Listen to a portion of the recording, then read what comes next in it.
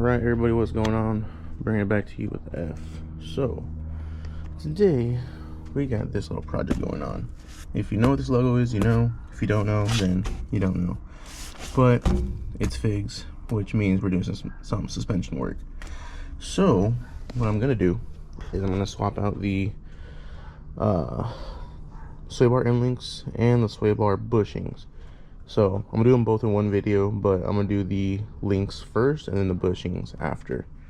And yeah, so we'll see how it goes. I'm excited. I've always gotten fig stuff, so we'll see. First things first, jack up the car. Alright, so open up the box. I got one end link. I have two end links. Also, I have the swaybar bushing. Cool thing about figs, I've always run figs on all my cars, even since I had my first IS.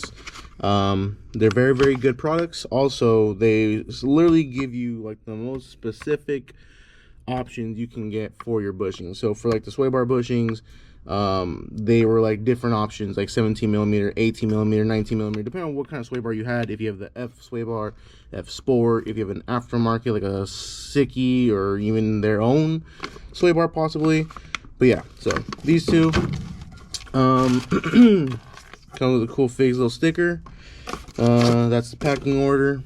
So very, very simple on how these go on. They only go in one way, so it's kind of hard to mess up. Boom. So this goes into the actual arm of the car. This will actually go to the sway bar, and they actually provide new hardware. Pretty cool. So you do have this little bleeder. If you want to add grease, you can add grease. Me personally, I'm not gonna add grease because honestly I don't even see where. There it is. It looks like it's packed with something, so more sense. I haven't done sway bar end links before. I've done other suspension parts, but yeah, so this makes a lot more sense now. Yeah, so these are already packed with grease, so you just throw the bleeder on and leave it alone. Just tighten it down. It looks like it's like probably like an 8mm. Tighten it down, not too tight just because you don't want to break it, but yeah. And yeah, everything looks really, really good. All right, so I was wrong. These are actually going to be 7mm, not 8mm. I don't know what that was, but yeah, so just, you know, crank it till it's, you know, hand tight to where it's not moving. And that's all you need to go. Anything more than that, you're probably gonna break it. So very, very easy. Just grab from the head of the wrench or ratchet like that. That's it. That's all you're gonna do. Once you start feeling some decent amount of resistance, start doing it. These I believe are 17s if I'm not mistaken. So I have a 19 here. Oh, actually 19 fits, but I think it is going to be a 17, which is this one. No, so it probably is going to be this 19 right here. Okay, so the top head bolts are 19s. I grabbed the other sizes, so I grabbed the basic 10, 12, 14, the 17, and the 19. And this one is a 17. This one is a 16. So yeah, basic sizes. You know, should be pretty easy. I don't think it's gonna be that difficult, but we'll figure it out once we go, you know, into it more. Also, just something else I wanted to point out. If you do have these little, you know, low car ramps, if you do drive the car up, you actually do have access to the end links and the swaybar bushings, just having them on the actual ramps. Me, I have a jack. If you don't have a jack, you can still get to it with just the ramps. Since I have a jack, I'm using it to get a little more clearance, a little more height. But if you don't have a jack and you're in a pinch, the ramps work just as fine. So the bolt we're gonna get to is that right there. So that's for the sway bar bushing, and then this one right here is for the end link. So I think that might be like a 12 or something. We're gonna knock that out, take that down, and we're gonna put the new one in. Alright, so once you get this nut off, there's gonna be a bolt back there, as you can tell. You have to take this plastic piece off to get that bolt out, and it's gonna be a 12 head on both sides. So just have one wrench on one side, have a 12 on this side, and just, you know, break it. But yeah, If you have never had these swapped out in your car, they might be a little rusted. But yeah, take these little 10s off all around this little plate and you can get that bolt out. Alright, so once you do fully get that bolt out, just be careful with this because this is attached to a sensor right here. So just be careful, it is going to drop down, just don't pull on it. But yeah, so basically when it goes back in, there's a certain way it goes in because there's a little hole in the back like this and it sits in there, and yeah, so that's how you know it's level. But yeah, it's going to just drop down and let it hang like that. Don't touch it. But this is out, so now I gotta get this out, and once we get that out, we can pull the link out. Alright, so the stock bolt head for the link is gonna be a 17, but the ones that Fig supply you are 19s. So just make sure you're aware of that and get the appropriate size. I have to run and get a 17 short for this one. Alright, so the links are finally out.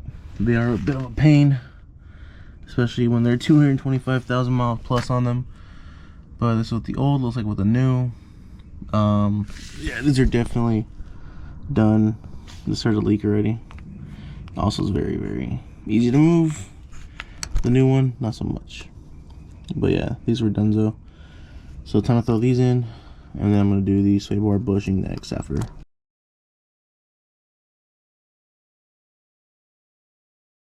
This is in. Alright, new one is in. Definitely was a pain in the ass to do. You have to hammer it out and hammer it in and line it up properly, so just be aware that it's gonna be a bitch. Just to say it lightly. Alright, next we're doing those two bolts. They're both 12s. That drops the bushing, and we'll grease up the new bushing and put the new bushing on.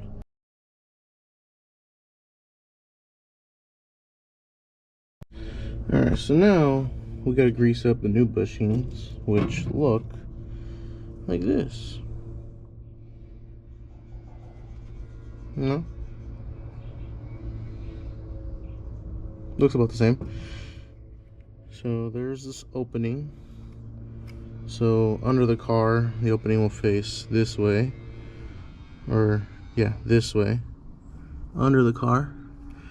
And we have our grease. So we grease it up, and since we do have a whole packet, you know, be pretty generous with it.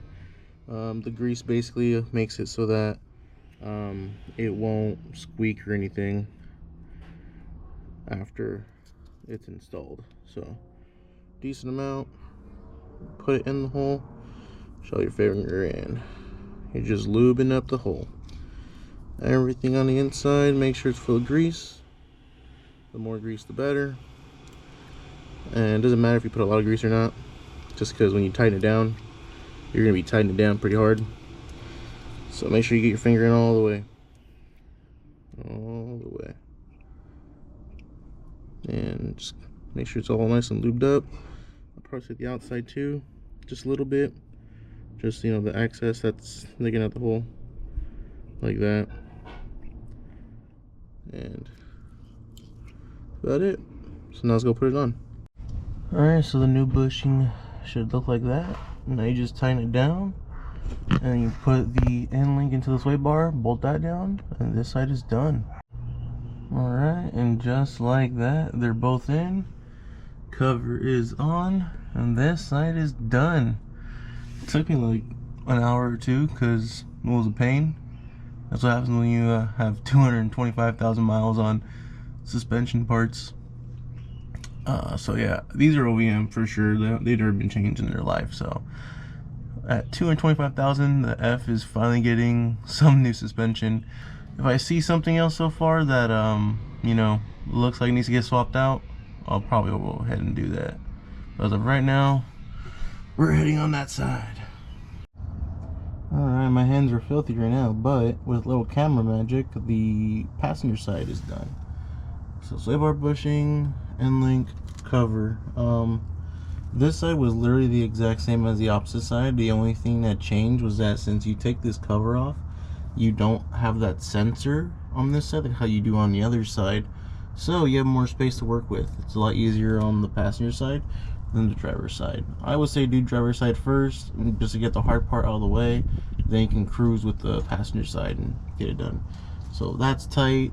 That's tight. Those two are tight. Everything's good to go. I'm gonna drop the car. I'm gonna clean up, and then I'm gonna take it for a little test drive and see how it feels. All right. So far so good. Getting from my house to this point, everything's solid. No rattles, no creaks. Everything feels nice and strong and stiff. The real test will be right now when we get onto the freeway to see how it feels on the freeway.